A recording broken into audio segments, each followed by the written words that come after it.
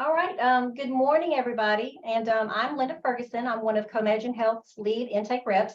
You probably know me as Fergie. Our New Mexico TPA director is Kim Scott, and we'd like to thank you for joining our provider portal training today.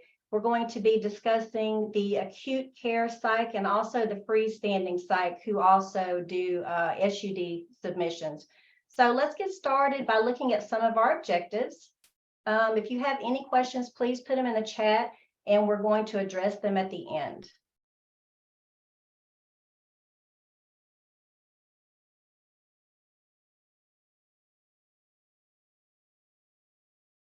Okay, what's new? The go live date has been adjusted to 6/5. So there's also going to be some refresher trainings offered in late May. There's also going to be some additional resources and support on our prior go live as well.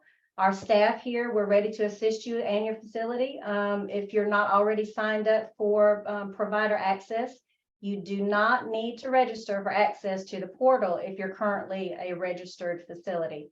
Another important thing that I'd like to let you know is previously we were asking you to use Internet Explorer mode when you were in our current Jiva.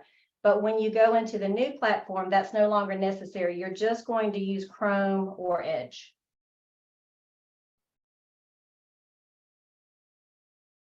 Okay, so this link will take you to our Comagine Health website. And the Comagine Health Provider Portal is the best way to submit requests and to communicate with us. All of your interactions are automatically time-stamped, and they are in real-time entries. You'll also notice that the view on the website looks a little different as well. Once you follow that link to our website, you're going to then go to Programs, and you're going to select New Mexico Medicaid Services. And you'll also see the option to select Learn More, and that page will open up for you.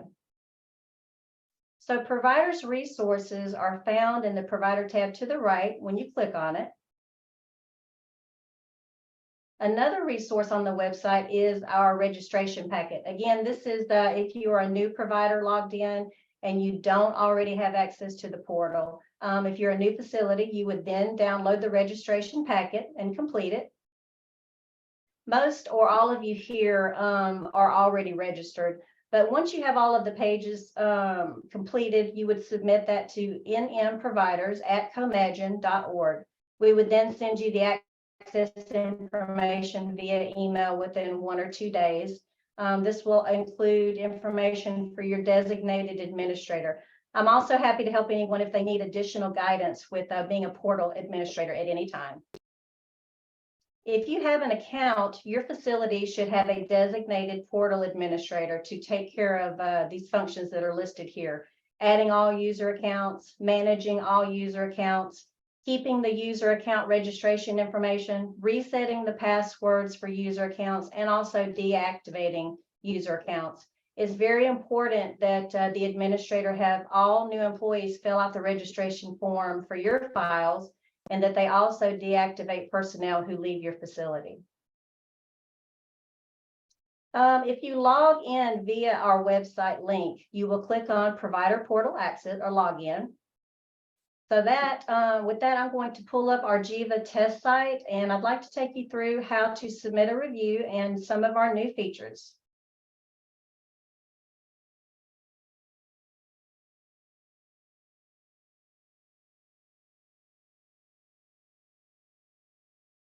Okay, so we've already got our login ID here and our password. That won't change. And you click on Agree as usual.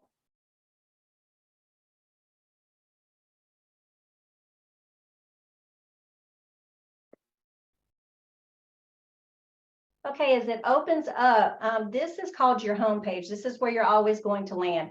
You should always take a moment to be sure that you have read whatever we have here. It's usually something about holidays, any kind of information that Comagine Health would like to get to the providers. Please do be sure that you always check this out before you progress to your work. All right, looking up at the top, you're going to see a black banner. And we're on the home page right now. So let's click on dashboard.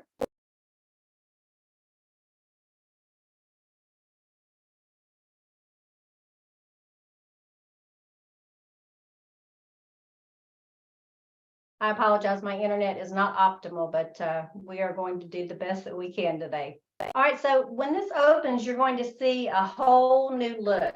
And we really are hoping that you are going to enjoy this, that it's going to make your work a lot more efficient. So let me show you some of the things that I think that you are really going to enjoy. One of the things that has gone away is your alerts, because everything that you need is right here on this first page. You can look to the left. My requests, they are everything that you have submitted yourself. It's actually a hyperlink. You can click on it.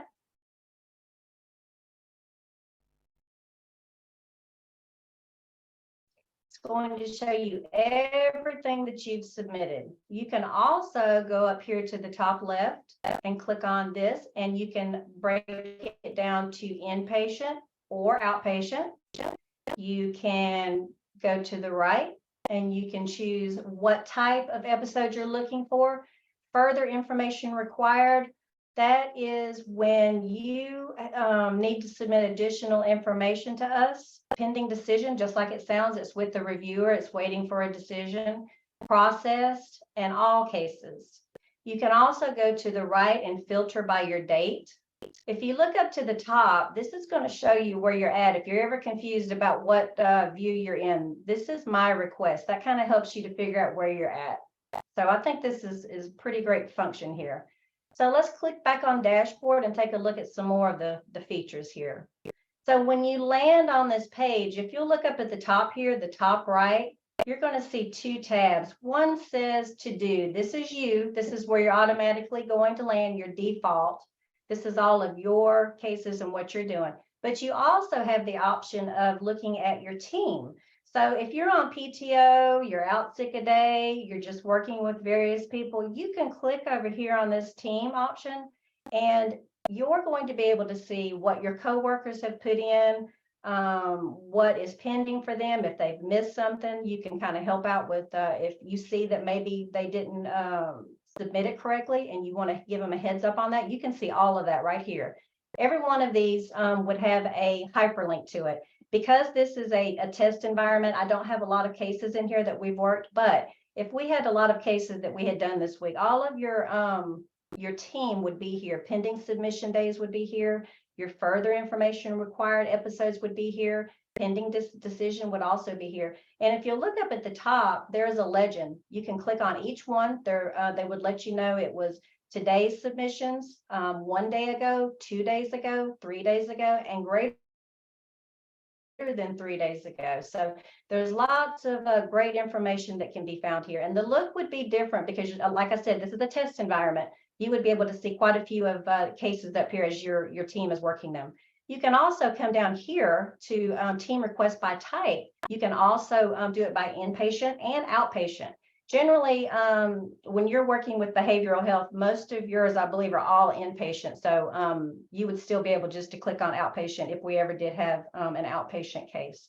So this is a really, really nice, efficient way to be able to see what's going on with your team and to help you not duplicate work, because there's nothing worse than doing a case twice and you did put all that work into that case to find out that it's already been approved.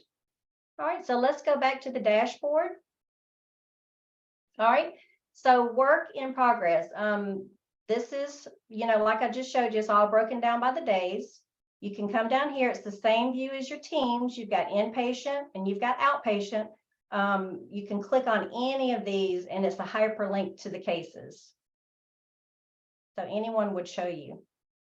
Now to the right, this would be a circle graph if I had more cases, but this is decisions that are made in the last 7 days. It would show you the blue is approved, you have denied cases, and you have partial denial cases. One of the best features, in my opinion, is that you can open this up daily and you can look at this further information required. And this is going to be the one where you could click on, and we're just going to go and take a look at it. And here's a case, and we're saying, okay, this has been pended by Comagine Health for some reason. You would click on this gear, and you're going to open it. And always our information to you on your pins are going to be found in the notes section. Looks a little different, but you would see here, this case is pended for current statement of medical acuity, a new MSE date, new anticipated discharge date. Please add requested information to notes section. You would then click on add note. You would paste or type up whatever it is that they were requesting. Then you would exit out of the case. One of the things I want you to notice is you have a memory list up here on this black banner. If you'll click on it, you'll always want to make sure that you close out of the cases that you're in when you're done with them, because if you don't, you're going to lock us out of the case where we can't review that for you. Okay, so that's what you would do if you had a pending submission. Go into that here, look at your notes statement, add a note, and then you would exit the case. So let's go back to the dashboard again, and let's see how to do a review. Okay, up at the top, we've already looked at our page. We're looking at our dashboard right now. Now we're going to look at menu. So we have new request or search request. To the right, that is what your administrator is going to be able to see, managing their staff or workload. So there's only probably one or two of you that do that per facility. So you would normally just see the new request or the search request. New request is for a brand new submission. Search request is for your continued stay. As I've always worked with you, with the providers and did other trainings, I tell you that you can only search for something that you've already created. New is exactly what it sounds like, a brand new submission. Okay, one of the things that I want you to look at is that is basically just asking you the same information. It's just a different look. So we're going to click on client. We're going to choose New Mexico. We're going to add our insurance ID in, and of course it has to have the preceding 4 zeros. And we're going to click on search. Okay, when your results pop up down here, you're going to want to make sure that your name is correct, the date of birth is correct, and of course that insurance ID, you had that correct as well. To the left, what we call a gear, this would allow you just to have a member abstract view. It would show the insurance, the date of birth and whatnot for the patient. So all the way to the right under action, you are accustomed to seeing a plus sign. Now we've got the drop down where you can check either inpatient or outpatient. So we're going to choose inpatient today. All right, as I told you, it's all the same fields. It just looks different. It's a one-stop shop. As you can see, it's just one long form. I suggest going from left to right, top to bottom, if at all possible. So our request type, we're always going to choose behavioral health. It's going to auto-generate to non-urgent for your request priority. Now your treatment type. Today, as you can see, we're doing acute inpatient and we're also doing the freestanding. We're just going to go with acute inpatient right now. All right, our next field is our diagnosis. This one is the same as GIVA. The very first one that you put in, that's your primary diagnosis.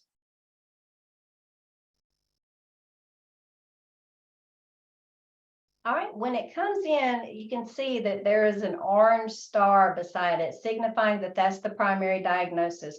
So let's just add an additional diagnosis in so we can take a look at that as well. Okay, so if you wanted to make this F29 your primary, all you have to do is click on the star, and it's now made the F29 the primary diagnosis. So let's just go a little bit further and say that that F32 was just a mistake altogether. Over here to the right under actions, you can click on the minus sign and it's going to ask you, do you want to detach from request? And we're going to click on OK, and it took it out for you. All right, so moving down, we're looking at our provider details. This is the one that sometimes gives people a little bit of difficulty. Don't, if you're doing a review and you have any kind of issues, you know that you can give us a call and we're happy to help you with this, but it's the same exact setup, same way, it just looks different. So You remember how when you first open it up, it has the first one ready for you right here. You should see the name of your facility and this paperclip. This is going to be your organization requesting. This is your key to get back into your case. If you don't do this, you're not going to be able to get back into your case to see what's going on. And you'll have to email or call one of the intake to unlock the case for you. So let's click on attach.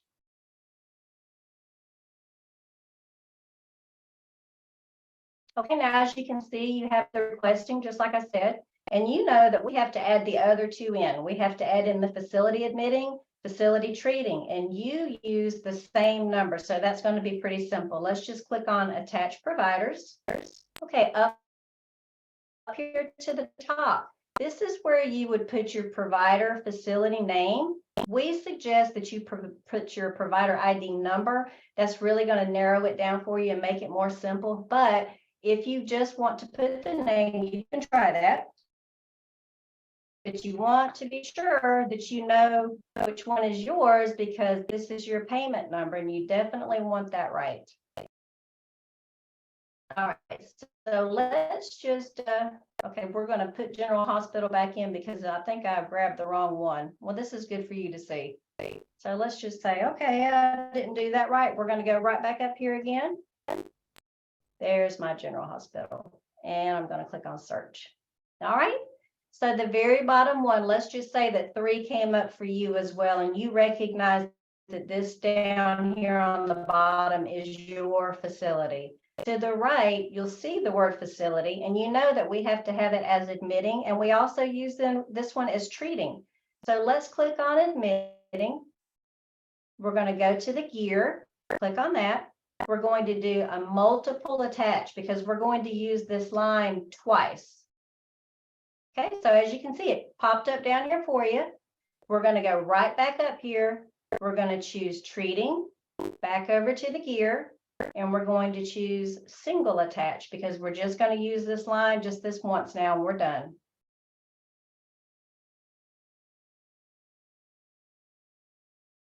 All right, so you're going to make sure you have everything you need. We've got our requesting, we've got our admitting, and we've got our treating, so we're good to go there. All right, as you scroll down, here's your stay request. Like I said, we're just filling in the same exact fields. It just looks a little different. So our expected admit date, we're going to say that the patient has already admitted today. That would make our actual admit today as well. You request 3 days at a time. Now, for all of you that are here that do psychiatric freestanding SUDs, this is where you would put your requested level of care.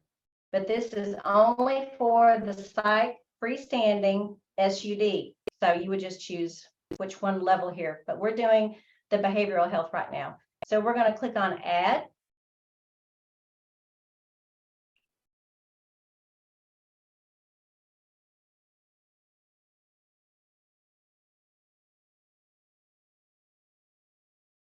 Okay, request saved as draft successfully. You saw the little yellow banner that was up there. All right, one thing that happens as the page refreshes, it will pull you up a little bit, but it's just that it's refreshing the page. So you're just going to scroll back down to where you were. This is going to show you your stay request. That's what we just did. Here's your 3 days requested. Here's your expected admit date, your actual admit date. Now, if you were that SUD, the psych freestanding, this is where you would see that 3.5, 3.1, whatever requested level of care. But like I said, that's only for SUDs, okay?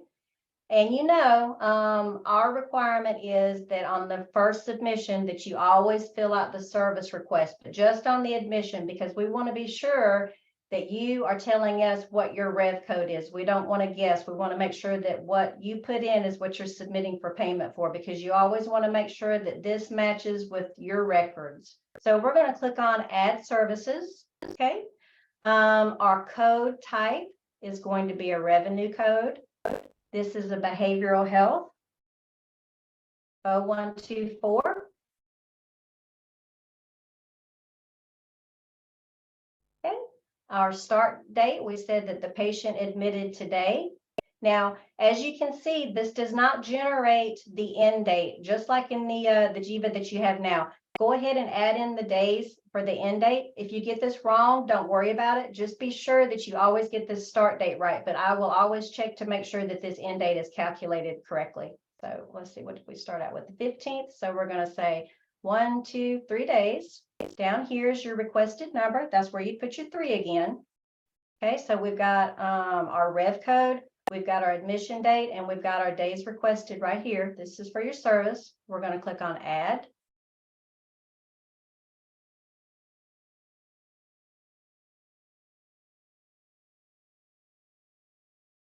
Okay.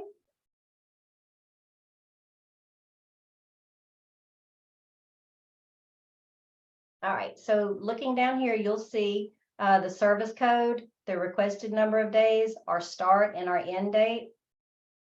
One new thing that I'd like for you to notice that is a required field, if you don't get this one, it will give you an error message.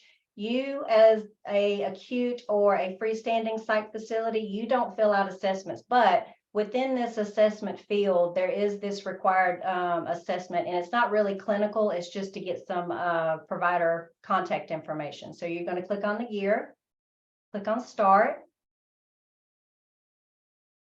You're going to put your name, and you're going to put your contact number. You don't have to put a fax number, and it's not required. All right. So we're going to scroll back down. As you can see, we've got our assessment right here.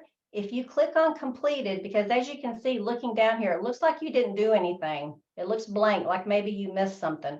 But if you click on completed, it's going to show you that you did, in fact, fill that out. All right. Now, here's the place where you do your clinical documents. You're going to click on add documents. Now you would just put in whatever title, just like you do in the current GIVA, whatever you want to name it. I suggest, submission 1, so you can keep up with what you're doing. You're going to click on browse, just like you usually do. Find your PDF. You're going to click on add, and then you're going to click on save. One of the things that I want you to be aware of that is new is this add and this save both have to be done, or it's not going to save that document for you. So you're going to add, then you're going to save. All right. So because we filled out this assessment here with your contact information on the first one, you don't need to put your contact information here because we have it for this one. But in the future, if you do a concurrent stay, a continued stay, please do be sure that you or your coworkers add your contact information here, because it may change, and then what's in this initial assessment is not going to be the same. We need to know who actually did the submission so that we can contact you if we need to pend. All right. Now, last thing at the bottom, you're going to see some options. The first one is submit in green. And of course, it is exactly as it says. It's going to send it to us for review. You can save it as a draft and come back in later and finish it up. Or if you found that you just don't need the submission, or maybe you made a mistake and you need to start over, you can click on delete. So we're going to click on submit.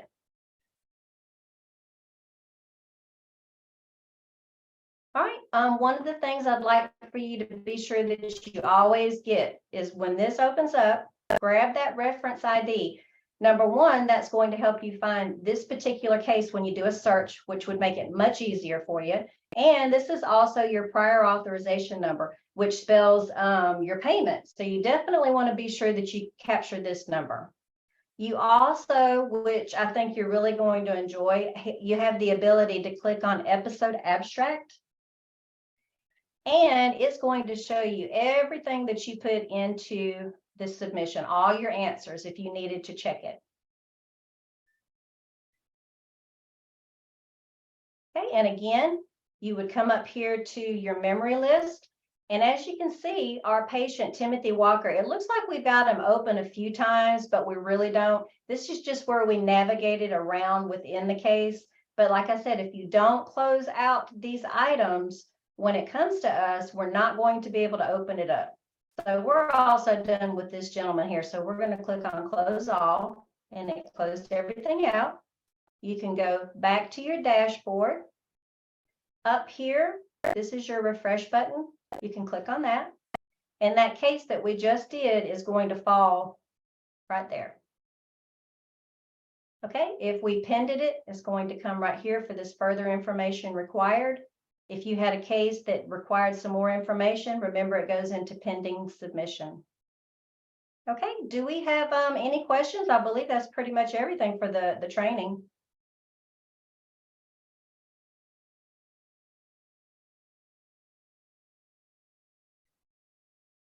Any questions at all, Melissa? No, ma'am, no questions in chat. Okay, well, thank you so much, everybody, for joining us. Please know that we are here to support you. This was just a quick rundown, but we are always here to help you. You can always call, you can always email us. We're here to support you, and we look forward to working with you, and we hope you all have a good day. Thank you again.